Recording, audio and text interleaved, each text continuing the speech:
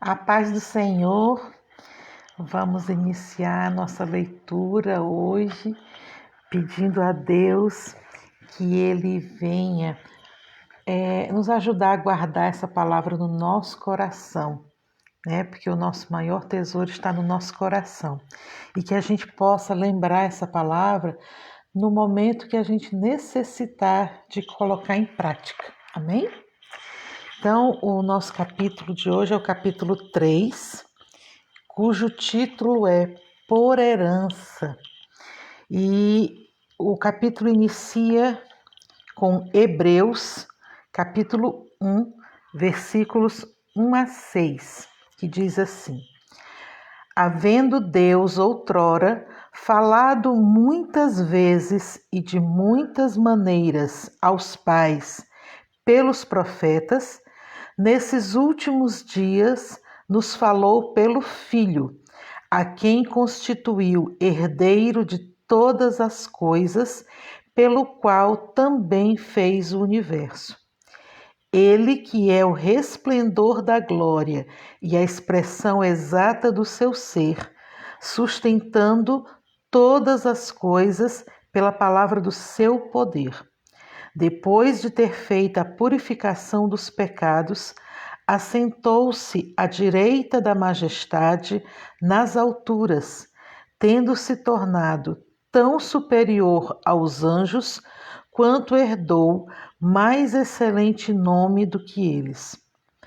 Pois a qual dos anjos disse jamais: Tu és meu filho, eu hoje te gerei? E outra vez: Eu lhe serei pai e ele me será filho? E novamente, ao introduzir o primogênito no mundo, diz: E todos os anjos de Deus o adorem. Jesus herdou um mais excelente nome do que eles, mais grandioso do que qualquer ser angelical. Como filho, ele é herdeiro de todas as coisas. Cristo é a expressão exata do Todo-Poderoso. Ele é o resplendor do Altíssimo, ou, segundo diz certa tradução, ele brilha com o brilho do Pai.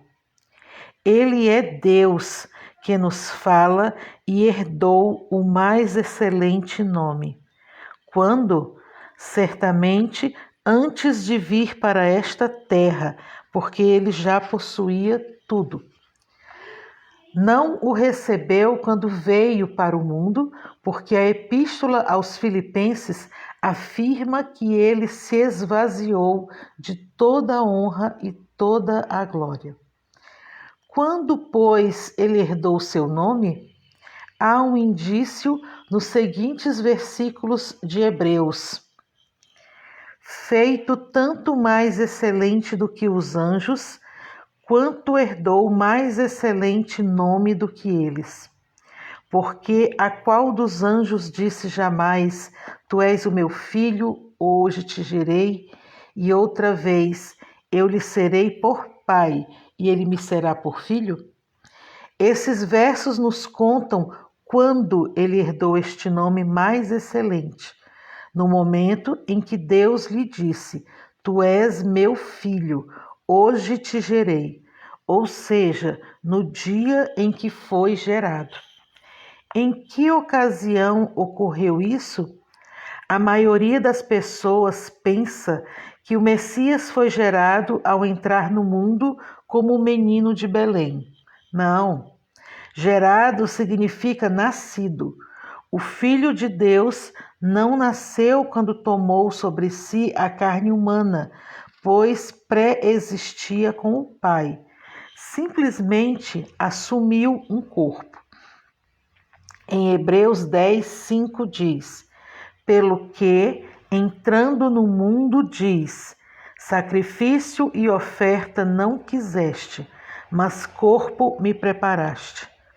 Ele não nasceu quando veio ao mundo, pré-existia sempre com o Pai. Em João capítulo 1 diz: No princípio era o Verbo, e o Verbo estava com Deus, e o Verbo era Deus.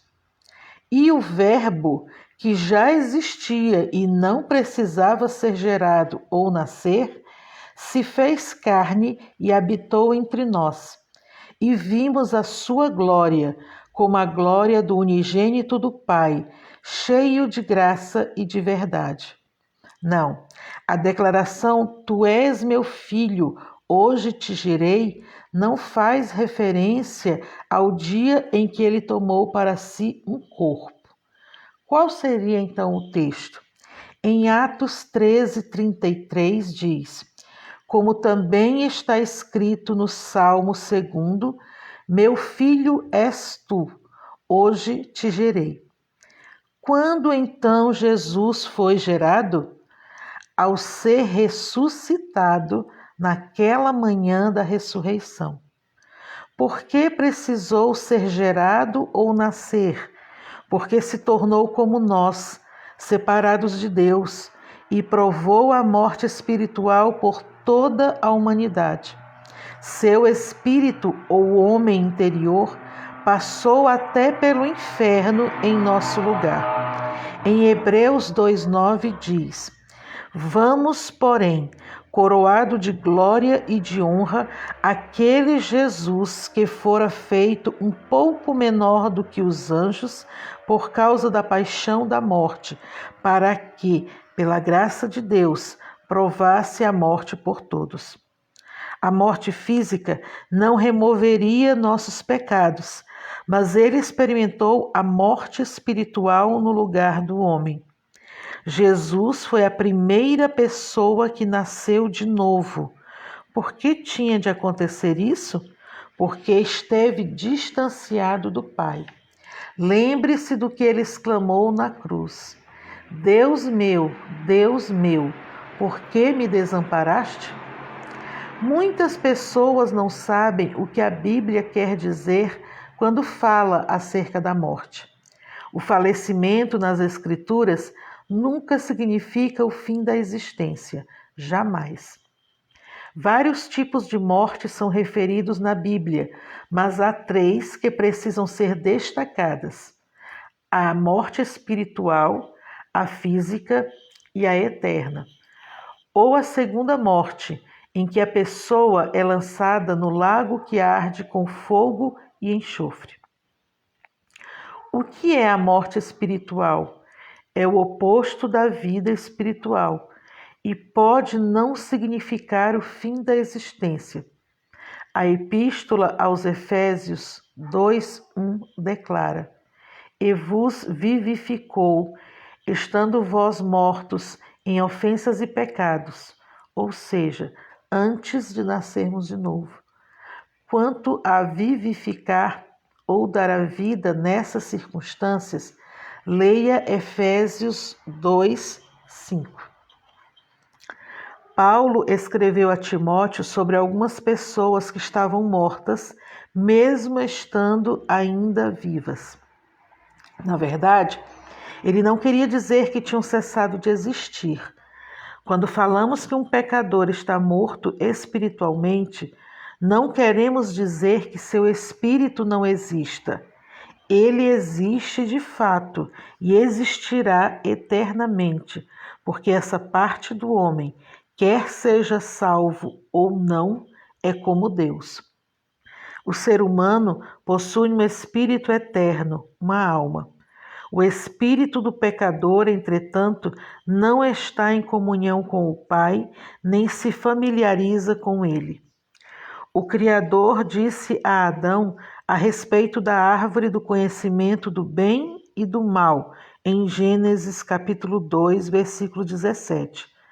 Dela não comerás, porque no dia em que dela comeres, certamente morrerás. O Altíssimo não se referia à morte física, porque Adão não faleceu no corpo naquele dia. Porém, ao comer da árvore, morreu espiritualmente.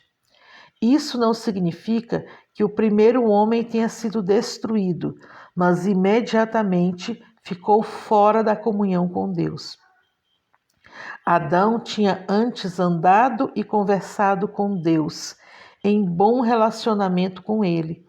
Contudo, quando o pai chegou pela viração do dia para ter comunhão com ele, não o encontrou em lugar algum. Então o chamou. Onde estás? Ele respondeu: Ouvi a tua voz no jardim, e porque estava nu, tive medo e me escondi. Adão agiu assim porque havia pecado. O pecado faz separação entre a pessoa e Deus. E a morte espiritual significa esse distanciamento. No momento em que Adão pecou, ele se apartou do Senhor. A morte espiritual quer dizer ainda outra coisa além da separação do Criador. A pessoa passa a ter a natureza de Satanás. Jesus disse aos fariseus: Vós tendes por pai ao diabo e quereis satisfazer os desejos de vosso pai. Ele foi homicida desde o princípio e não se firmou na verdade, porque não há verdade nele.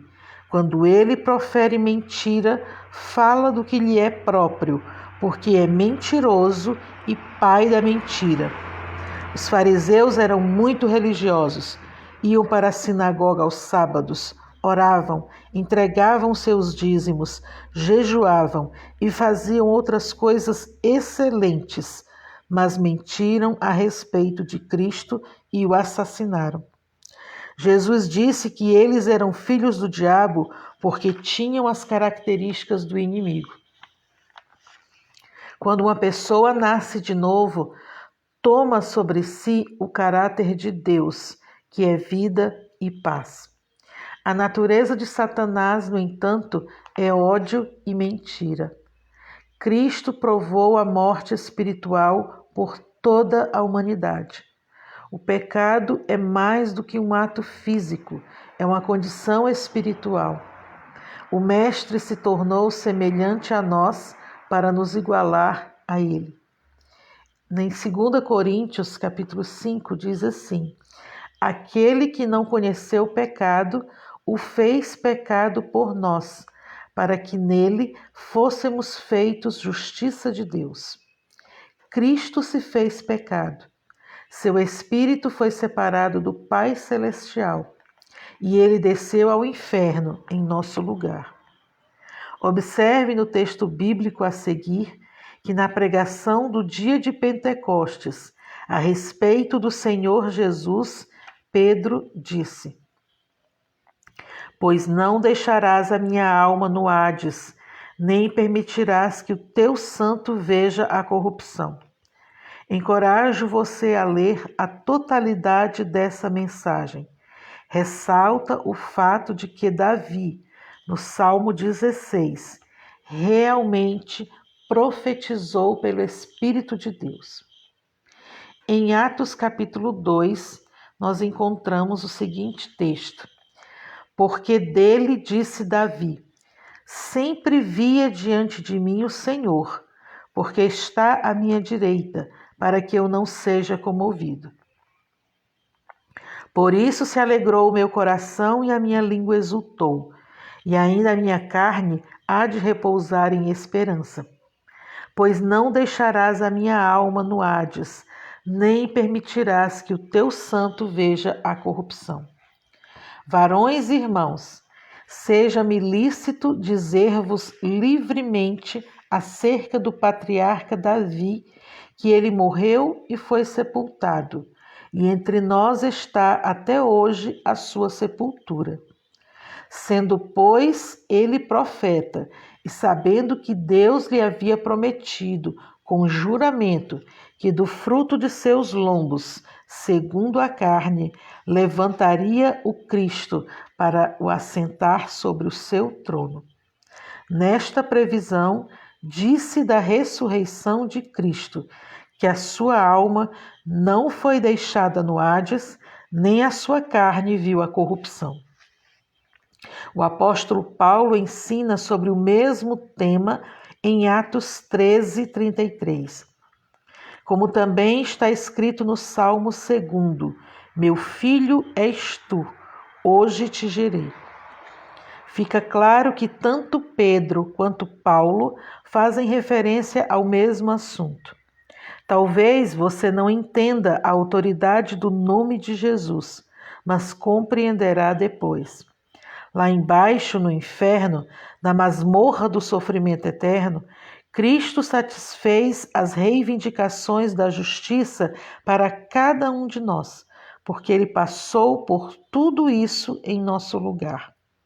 No céu, Deus disse: é suficiente, e depois o ressuscitou.